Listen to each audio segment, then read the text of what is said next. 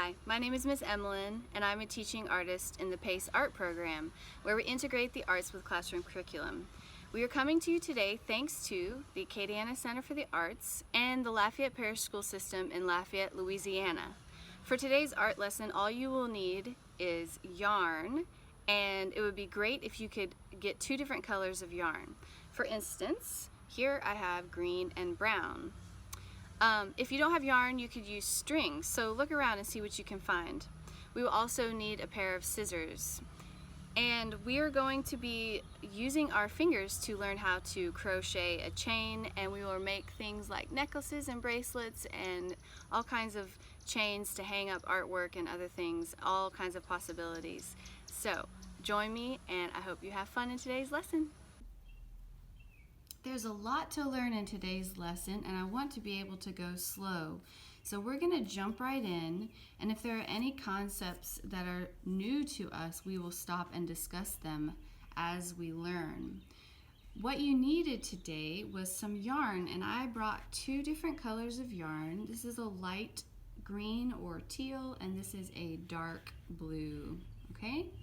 This one is actually made of cotton, which grows on a plant, and this is made of wool, which grows on a sheep. So they are different fibers. This one is not as shiny as this one. They have different elements that are really good for using in different ways. Today I chose these just for their color. So if you can, look through yarn that you have and find 2 different colors of yarn. And we will get started with our first step in learning how to crochet a chain. It is really fun today because we are crocheting and we will be knitting, but we are not going to use a crochet hook and we are not going to use knitting needles. We don't even need those tools to learn how to make a really cool art piece. Now, taking one color away, we're going to use it eventually, but we're just going to work with 1 piece of yarn. And you can usually find the piece of yarn, hopefully you can find the piece of yarn that is coming out the front or the center of the ball of yarn. Sometimes it does come around the top of the edge, but if you can hear this tip, if you take the yarn from the edge of the ball will roll and roll and roll, and it is more likely to create a knot. And we don't want to spend our time making art by trying to get knots undone. We want to spend our time with art making art, okay? So do the best you can, and you can ask an adult to help you. Looking under the label of the yarn, you'll see a little piece that is tied or twisted around another piece. If you untwist that piece, you can lead it back to the center, and you can find the yarn that will come out of the center of the whole ball. That is actually called the center pull, okay? Because we're going to pull the yarn from the center, and that ball of yarn won't roll around at all. Now, moving this out of the way so that you can see a better workspace, we have 1 line of our yarn. There it is. Okay, the yarn is making a line. But one way, we want to make something called a slip knot. Now, a slip knot is a way to make our first loop out of a line, because basically this line of yarn, we can't use it to create anything. We can't create a chain or knitting or a sweater or a hat. We have to have a loop to begin every single project in most all textile art. Okay, how do we make a loop out of a line? I'm going to show you one way on the paper and one way on your hands because we learn differently, okay? The first way to make a slip knot is to take this line and see if you can make an N shape, a lowercase n. Good, okay? So this part of the yarn that's trailing off the side of the page, that's connected to the ball of yarn. This part of the yarn is called the end of the yarn or the tail end of the yarn. okay? So the first step, step number 1, is to make a lowercase n for your slip knot. Step number 2 is to pick up the tail end of the yarn and put it up towards the top corner, and that should look like a little fish. In art, because we make connections all the time, what if we draw a fish right beside it? Very simple fish with an eye. Okay, so it would look more like a fish if it was pulled back like that, and there's the tail. Okay, so now we're going to pick up the body of the fish. The tail is on top. We're going to pick up the body of the fish. That's this part. See the fish? Pick up the body of the fish, and we're going to put it down on the side of the yarn that is connected to the ball. So here's the ball in view for you to see. And what I mean is, pick up the body of the fish and put it down onto the string that is connected to the ball of yarn. I'm going to do this again much bigger to illustrate what I mean, but what I want you to see next is a new shape. Do you see a pretzel? Okay, now the fish shape is the same, connected. Let's see if I can draw this pretzel shape. Oh, it's off to the side, and that is a-okay because it wasn't quite perfect. Okay, so here's our pretzel. It's coming down and around and back under and out. There it is. And if this was something that like a snack, it would be brown and crunchy. There's our pretzel, and look, it looks the same as our yarn, okay? The last step is to pick up the string that is right in the middle of the pretzel. Can you see it? So it's connected to the ball of yarn. Yes. So when you pick up that string, you're going to pull it tight, pulling the tail, and it's going to make a knot on one side. Good. And it makes your first loop. Can you do that? I'm going to move our drawings out of the way, and I'm going to do this one more time with you.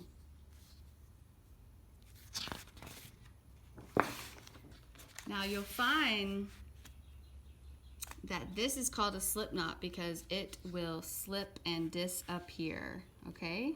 If you pull the tail of your yarn and you hold the ball of the yarn and pull both at the same time, it will slip and disappear back to our line.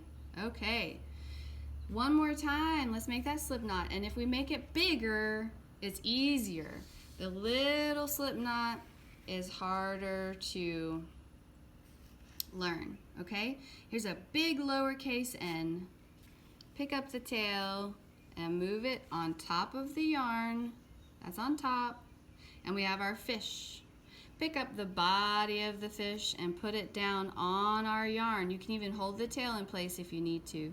Pick up the body of the fish and put it down on our tail. Holding the tail, I meant. Put it down on the ball. And then there's your pretzel. Pick up the middle of the pretzel, holding the tail, and pull it tight, and here's your slip knot. Okay? If you need to understand and re-look at that, pause the video, rewind it, and practice, practice, practice to make your slip knot, because the next steps are really, really fun, but you have to have your first loop in order to do it. All right? We're going to put that slip knot on our first finger. 1, 2, 3, 4. This is the one that we probably point with, or we touch things, or we hold things, and it's the first one. We're going to put it on our first finger. Pull the slip knot so that it is not too tight and not too loose. It's basically the same size as my finger. Great. Now, holding the tail in your hand out of the way, we take the yarn that is connected to the ball. And the first way we learn is just by going up and over, okay? And yes, it is loose because it's not holding on to anything. So if you want to hold it with the tail right into your hand, what we're going to do is we're going to call this the old and this the new, okay? The new is what just went up and over. The old is what was already on your finger, okay? Point to the old. Point to the new. Good. Now we're going to take the old loop off and keep the new loop on. Doing it once or twice will help it make sense. Old loop off, keeping the new loop on. All right. All right, so we have the old loop on. Take the yarn up and over. Take the old loop off, keep the new loop on. And if you curve your finger a little bit, it will come off really easy. Sliding it off, there you go. Scooch it back just a little so you don't lose your work. Tug the chain down. This is where the chain is growing right here into your hand. Next, take the yarn up and over. Old off, new stays on. And this is all you have to do over and over and over to create our chain. So we go up and over, old off, new stays on, push it down, and we can check our work. Here's the chain. Up and over, old off, new on. Check our work. Now you can go up and over on this side or up and over on this side. It's okay to do both, and it is okay to do it different each time. But what we don't want is for it to go twice. So don't go 1 and 2. Just do it once. So this way or this way is okay. And then curve your finger, be nice and relaxed. Old off, new stays on, and push it down. Let's do it 4 more times. Up and over, old off, new on, and push it down. Old off, new on, and push it down. I'm gonna go this way this time. Old, up and over, old off, new stays on, and push it down. And as you can see, you could say those things in your mind as you work and just do the same things over and over and over. And you create this really beautiful chain, okay? So I'm gonna do this a couple more times and then I'm gonna show you how to cut it and to tie it. So up and over, old off, new on, slide it down, great. Up and over, old off, new on. Okay, one more time and we'll make a bracelet. Up and over, old off, new on. Okay, then you want to take a pair of scissors so that you can cut the yarn. So really today all you need is yarn and a pair of scissors. Okay, we're gonna make our first project, which is a bracelet. Cut the yarn, leaving a nice long piece. See how long that is? Slide the last loop off your finger. There it is. If you pull it, you would lose this loop. So don't lose the loop. Just take it off your finger. Put the yarn through the loop. Now you can poke it through just like that by using the tail. And then when you pull the yarn, it's gonna make a knot around the tail of the yarn, and it's gonna tie a knot right there. Look, it won't go away now. It'll stay right there because it's got this cool knot. And then here's our chain, and here is a way to tie. If you have some beads, you could string the yarn through the beads and you could pull it all the way down so that you could have 2 beads on either side. And then you have to ask a friend or an adult and say, will you please tie this for me, so that you have a really beautiful bracelet. Look at that. Now you can make one for everybody and send them to your friends for summertime. Nice friendship bracelet using finger crochet. All right, let's continue with finger crochet, but let's use both of our yarns this time. Okay, what I mean by both is find the end of the yarn. Okay, we don't want to waste time with knots. So if you have a nice ball of yarn that is not all tangled, that's the one you want to use. And here's the center. It's going to slide right out of the center. So I'm going to use 2 yarns this time. Can you do it with me? I'm going to pick up both yarns and I'm going to hold them in my hand as if they were 1 yarn. Now, if I let go, they will come apart and you can see that they're 2. But if I just pretend and I hold them side by side, I'm going to make my slip knot with 2 yarns. You could do 3 or 4 or 5. You could do a bunch of yarns, but first learn 1, then learn 2, and away you go. Okay? Finger crochet, what do we need to start with? We need our slip knot. We need a loop out of a line. So we're going to make our lowercase n if you like that technique. If not, here's a new way to do it. Take both of the yarns, go up and over your finger, and cross. Okay, that should look like the fish, right? The loop of there's the head of the fish and the tail of the fish, just like what we drew. This time, instead of it being on paper, it's in our hand. We're going to take the tail right there, and there's our pretzel. See it? And then we're going to pull that and hold the tail, and we're going to create a loop with both yarns. Good, and it is still a slip knot because if you pull the strings, it'll go away. I want you to practice lots of slip knots so that you've got it down. You know exactly how to do it, okay? 2 yarns in one hand, go up and over and pull it under, and holding the loop and the tail, you pull it until you have a slip knot. There's your knot. Good. Okay? One last thing, if you happen to work better with your right hand, put the loop on your left first finger. If you write and feel more comfortable using the other hand, you would put the loop on your right first finger and you would use your left hand to go up and over. So it's just up to you what feels best for you.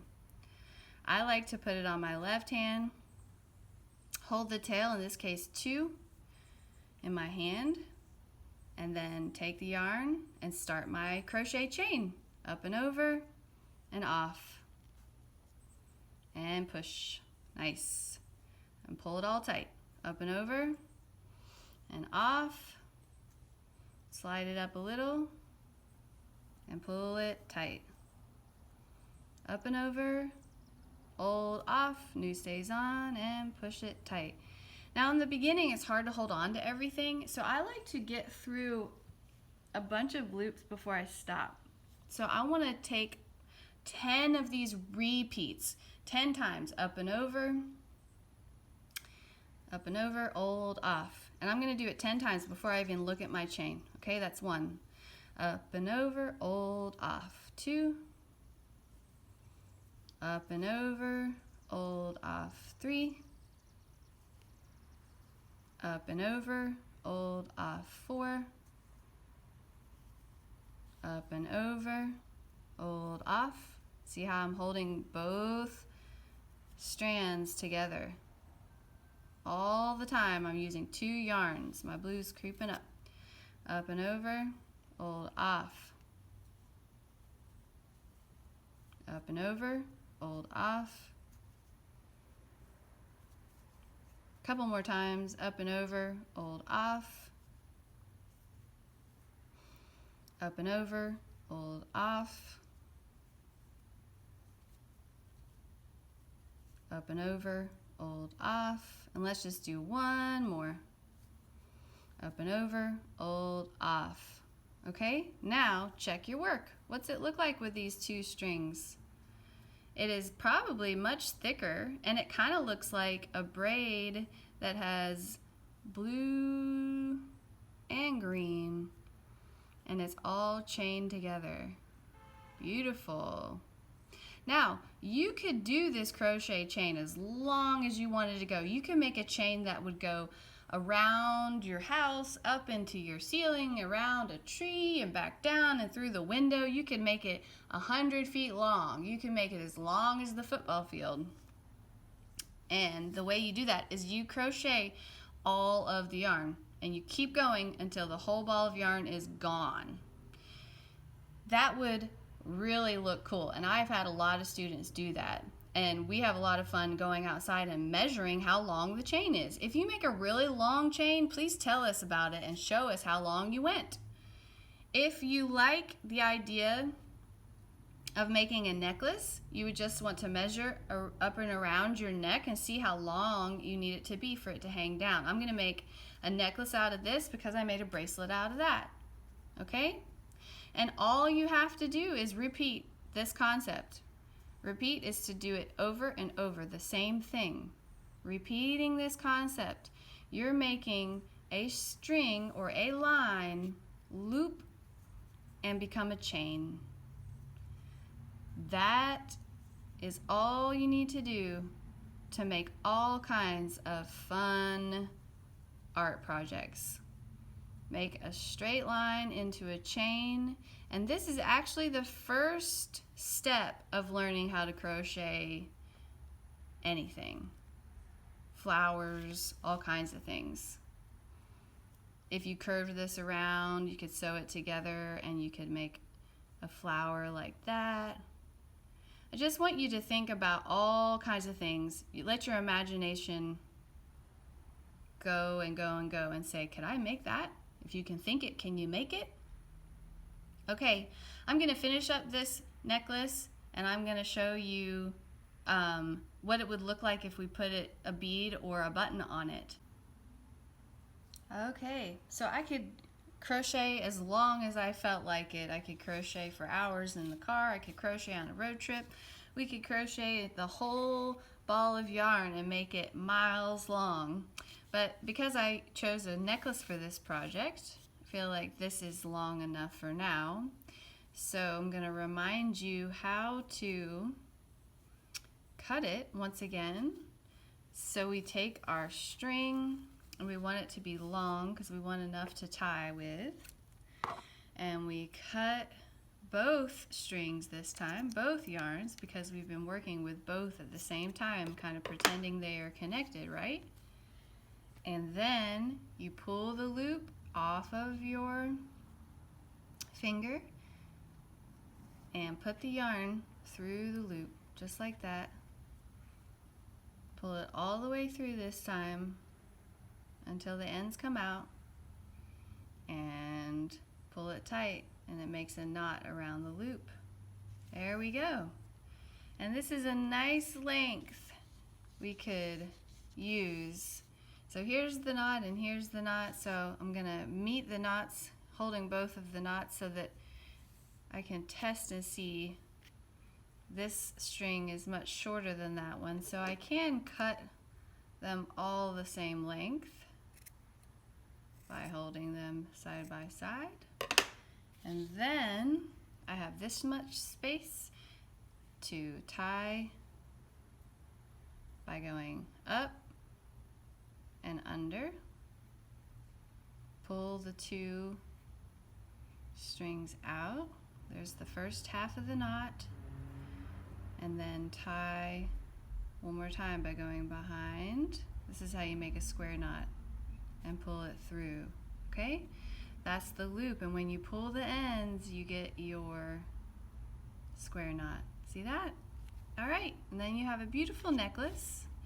And you could, if you wanted this to be a necklace, you could leave it like that. You could put a flower on the front, and it would hang right below your neck. If you wanted it to be a headband, you would just make it the distance that would go around your head, and it would go right up in your hair, and you could clip it. You could decorate it with a flower, a button. I found this big button that I thought was cool, a bead, anything, really. And then I found this little bell, and I thought it would be cute to hang it from here. And if you happen to have a cat or a dog, you can make them their own little collar with a bell, and it could be their own necklace that you made, okay? So I'm gonna push the ends of this down, and that way this bell will stay on my necklace. And I found some others. This is a yarn with 2 colors in it, and I made a long chain out of that. And you can wrap the yarns around and around and around and create. So here's a necklace or a little cat bell just by looping it in to the bottom of our tie. That's it. And then if you make a really long one like this, you could decorate it by hanging it anywhere you wanted to. And then if you make a short one, that would be a perfect friendship bracelet. Just go up and over.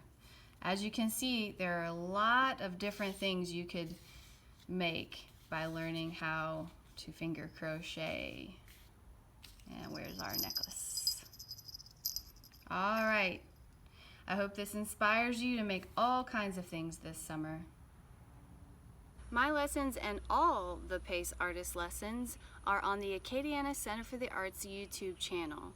You can also get these lessons on AOC as a part of the Learn United program, accessible on AOC on Cox Channel 16 or LUS Channel 4. Kindergarten lessons air at 8 and 1st and 2nd grades at 9 a.m. Some lessons are in visual arts and others in creative movement, so be sure to come back and make art with us tomorrow. If you are interested in supporting programs like this, please visit AcadianaCenterForTheArts.org, the nonprofit who manages the PACE program, and help us spread the word, share our videos, and keep making art.